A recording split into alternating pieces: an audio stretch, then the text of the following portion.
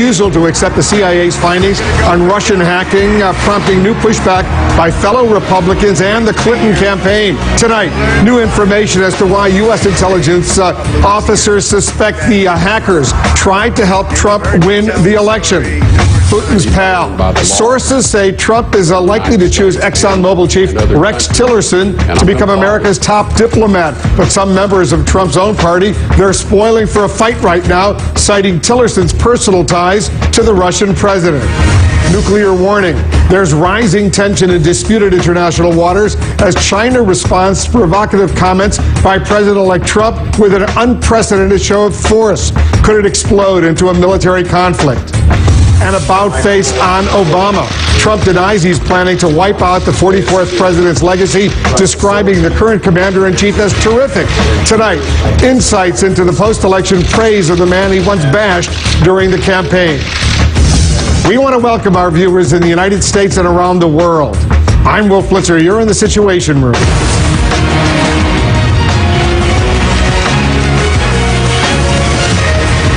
Tonight, President-elect Donald Trump is escalating his dispute with the U.S. intelligence community, rejecting findings that Russia tried to help him win the White House as ridiculous. The Trump camp now suggesting that intel about Russian hacking is part of a partisan conspiracy to delegitimize his presidency. There's a bipartisan push right now to further investigate claims that Moscow tried to influence the U.S. presidential election. Senate Majority Leader Mitch McConnell says he backs the idea of a congressional investigation. The Clinton camp also weighing in.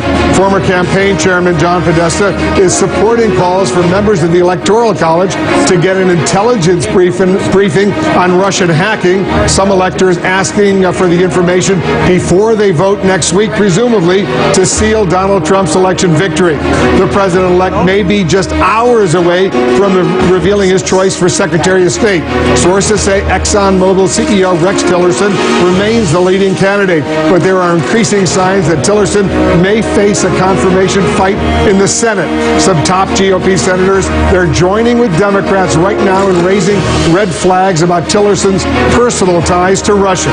We're also following an unprecedented military move in disputed waters where tensions have boiled over before. China flying nuclear-capable bombers over the South China Sea for the first time in an apparent warning to President-elect Trump.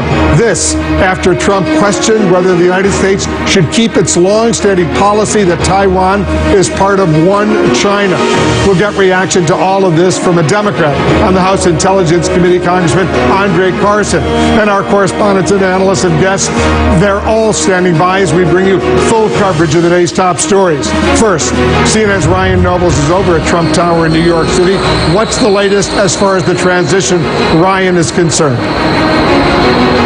Well, Wolf, it's been a busy day for Donald Trump here on Fifth Avenue as a parade of potential administration officials have made their way into Trump Tower. And as the Trump transition continues to take shape, the president-elect remains at the center of a fierce debate over the alleged role of Russia in an attempt to interfere in the presidential election.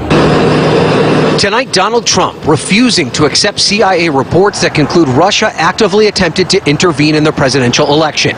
Tweeting, "Can you imagine if the election results were the opposite and we tried to play the Russia CIA card? It would be called conspiracy theory." This just hours after flatly telling Fox News the same thing. I think it's ridiculous. I think it's just another excuse. I don't believe it. Trump also falsely claiming that the accusation of Russian interference never came up during the election, even though it did, and that hackers weren't caught in the act, which they were. Now a chorus of bipartisan senators are calling for a deeper probe.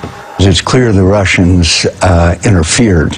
And Trump incorrectly suggests it's the Democrats, not the intelligence community, placing the blame on Russia. I'm not sure they put it out. I think the Democrats are putting it out because they suffered one of the greatest defeats in the history of politics in this country. And frankly, I think they're putting it out, and it's ridiculous.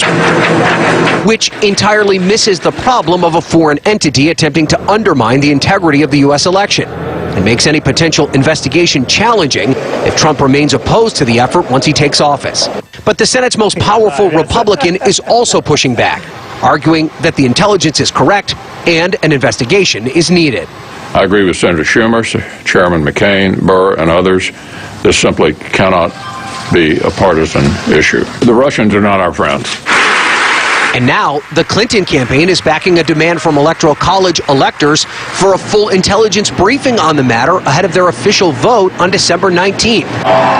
This amid questions about Trump's likely pick for Secretary of State. I am an American company. ExxonMobil CEO Rex Tillerson and his close ties to Putin and Russia. Follow the funds. Florida Senator Marco Rubio, who sits on the Senate Foreign Relations Committee, tweeting, "Being a friend of Vladimir is not an attribute I'm hoping for from a Secretary of State." These battles being waged as Trump continues to shape his upcoming administration. Making trips to Trump Tower today. Really cool stuff in his office. Former presidential candidate Carly Fiorina, former Congressman Alan West, and former Texas Governor Rick Perry, once a sharp critic of Trump, now considered as the next energy secretary, a department that as a presidential candidate, he suggested be shut down. And after a day of meetings here in New York City, Donald Trump will get back on the road. He'll wrap up his thank you tour this week with stops in Wisconsin, Pennsylvania, Florida, and Alabama. Wolf? All right, Ryan, thanks very much. Ryan Noble's reporting for us tonight. We're also getting new information about the U.S. intelligence that President-elect Trump refuses to believe. What clues led U.S. intelligence officials to conclude that the hackers were trying to help Donald Trump win the presidential election? Our chief national security correspondent Jim Sciutto has been digging on this. What are you learning, Jim? Well, tonight the new information is that hackers also breached several Republican targets, lawmakers, as well as Republican Party organizations as part of this broad hack. But one thing that's leading the intelligence community to believe that this hack was intended to primarily target or injure Hillary Clinton, hurt her chances, is that information from Republican sources was not released to the public. A former senior law enforcement official with direct knowledge of the inquiry tells CNN the investigation discovered Russian hacking of Republican entities, not just the Democratic National Committee and Hillary Clinton's top aide, John Podesta. CNN is told that hackers got hold of information from some Republican House members. Pundits, a third-party entity that held data for the Republican National Committee, and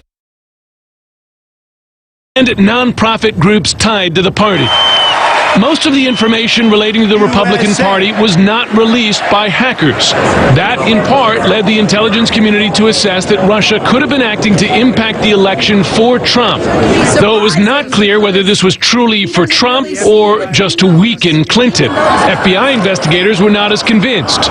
Some of the data appears to have been outdated and perhaps of less value to hackers. Tonight, the White House said it believes it is clear who Russia was trying to help. These were emails from the DNC and John Podesta, not from the RNC and Steve Bannon. This has put President-elect Trump and his team at odds with the U.S. intelligence community over this assessment.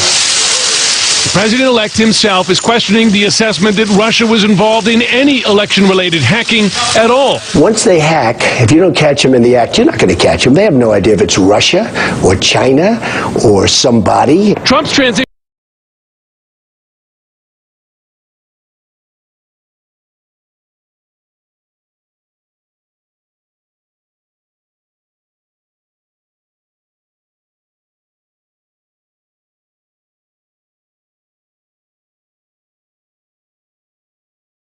team is also disputing a report that the Republican National Committee was hacked as well, though no information was made public. The intelligence is wrong because they're writing that the conclusion that they... The key difference there. So Sean Spicer can make the argument credibly public in the way we saw this slow, almost daily drip of emails targeting the Democratic Party in those days leading up to the election. Yeah, a lot of that information is so embarrassing and damaging to the Hillary Clinton campaign. Thanks very much, Jim Sciutto, reporting. Joining us now, cybersecurity expert Dmitry Alperovich.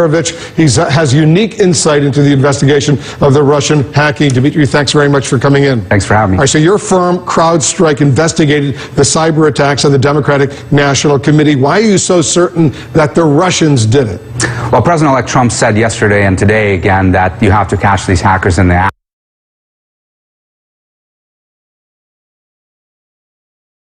And actually, he may not be aware, he may not have been briefed that our firm CrowdStrike actually did catch him in the act. When the DNC hired us back in May, we actually came in and deployed our technology called Falcon on all the systems inside their corporate network. And we actually watched these adversaries for a number of days and weeks as we were preparing to kick them out. Who were these adversaries? Who were these people that were actually doing the hacking of the DNC? There were two groups, two independently working groups that we associate with Russian intelligence agencies. One of them we associate with GRU, the primary military intelligence agency in Russia that is responsible for what in Russia they call active measures, disinformation campaigns such as this. They're also responsible for the takeover of Crimea. You may remember the little green man taking over military bases in Crimea. Putin had actually admitted that these were GRU operatives. So where were these people based? Where were they doing the hacking from? Well, we can't get that specific, but we know that the headquarters of the GRU is in Moscow. We know the GRU, but the hackers, you say, were working for the GRU, which is the major Russian intelligence agency. We believe they're affiliated with them. Highly likely that these are actually GRU operatives, people in military uniforms working out of buildings in Moscow, perhaps the headquarters that's nicknamed the Aquarium in Moscow, but perhaps contractors also working on behalf of the GRU. So you say you caught them in the act of actually doing this to the Democratic National Committee. Talk to us about that. How do you do that? Well, the Democratic National Committee suspected that something may be wrong. They brought us in early May, and we deployed our technology, this Falcon technology, across all their systems, and we immediately picked up the trace of these two attackers. We saw them going after email communication servers, stealing emails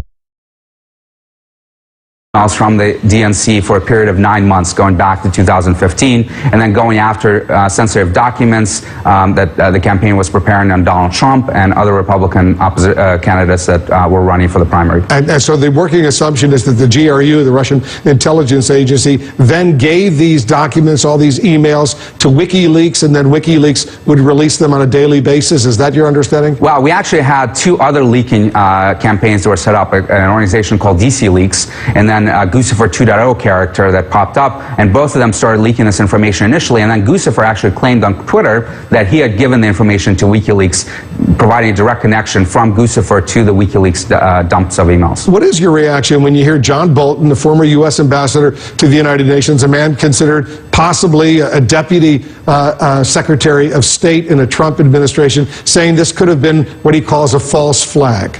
Well, you can never discount that, but the evidence here is overwhelming. We looked at all the forensic evidence.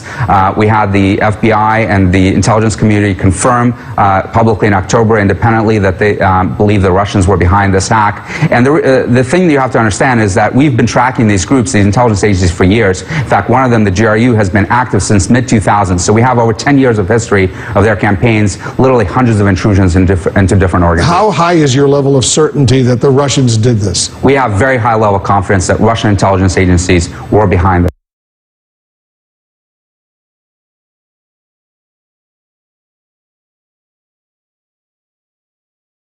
And is it your understanding that the U.S. intelligence community agrees with you? Yes, absolutely. They would not have come out in October with a public statement from the head of the DNI and the DHS. And then what we're looking at, just the forensic evidence, they may have human sources inside Russia. They may have signal intelligence that suggests specifically the people that may be behind this. So hopefully they're briefing him on this. Has the Republican National Committee asked you to come in and do a similar investigation into whether they were hacked? They have not, but we are working with other organizations on the Republican side. We're nonpartisan. We work with both sides. And have they been hacked similarly? Other Republican-related organizations?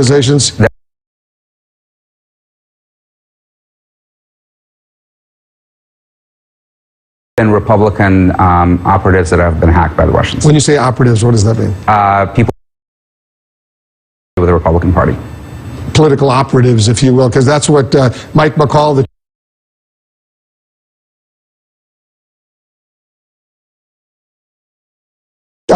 originally he said on our show that that he believed the Republican National Committee was hacked. He said that was a misstatement. He later issued. We saw some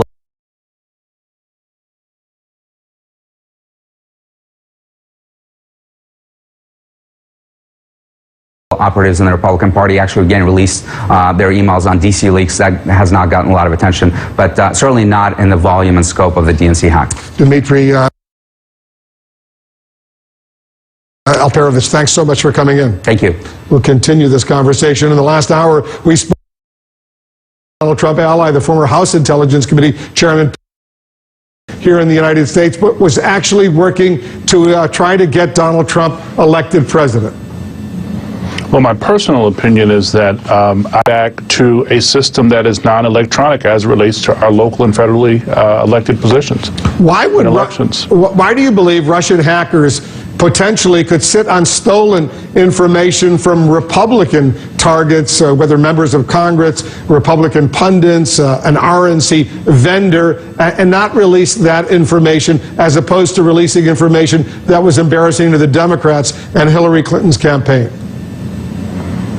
Well, I think we're still gathering additional information as we speak. I think that the Senate Intelligence Committee, the House Intelligence Committee, we will certainly have hearings related to unearthing these matters going forward, as well as working with House and Senate leaders in terms of pressing the issue to get to the root causes.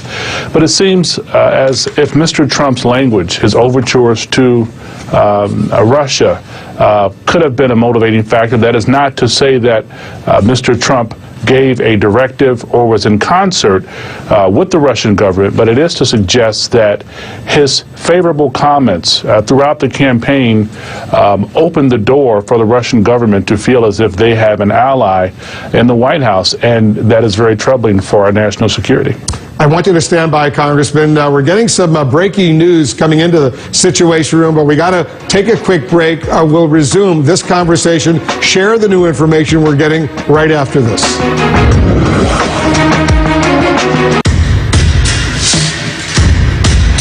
Where will the lead take us today?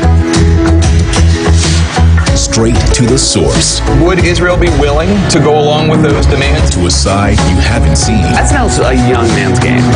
All the way to the heart of a problem.